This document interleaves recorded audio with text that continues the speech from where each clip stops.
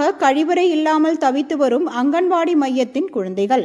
பொதுவெளியில் உள்ள கழிவுநீர் கால்வாயில் மலம் மற்றும் சிறுநீரை கழித்து வரும் அவலநிலை குழந்தைகளுக்கு ஏற்பட்டுள்ளது. ராணிப்பேட்டை மாவட்டம் ஆற்காடு நகராட்சிக்குட்பட்ட 13 வார்டு பகுதியில் செயல்பட்டு வரும் அங்கன்வாடி மையத்தில் 30 குழந்தைகள் கல்வி பயின்று வருகின்றனர். இந்த நிலையில் குழந்தைகளின் நலன் கருதி 4 அடி உயரம் 2 அடி அகலத்தில் சிறிய அளவில் கழிவறையானது அமைக்கப்பட்டுள்ளது.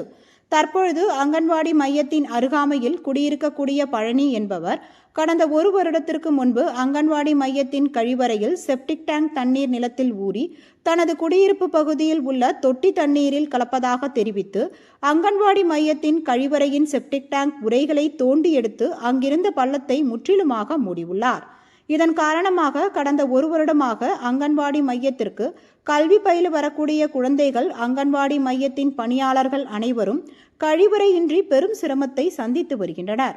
மேலும் குழந்தைகள் நாள்தோறும் திறந்தவெளி கழிவுநீர் கால்வாயில் மலத்தை கழித்து வரும் அவல நிலையும் ஏற்பட்டிருப்பதால் பெற்றோர்கள் மற்றும் சமூக ஆர்வலர்கள் மிகுந்த கண்டனத்தை தெரிவித்துள்ளனர்.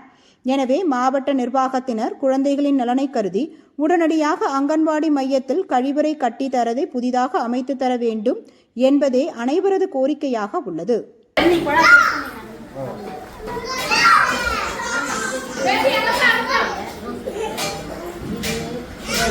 Gracias.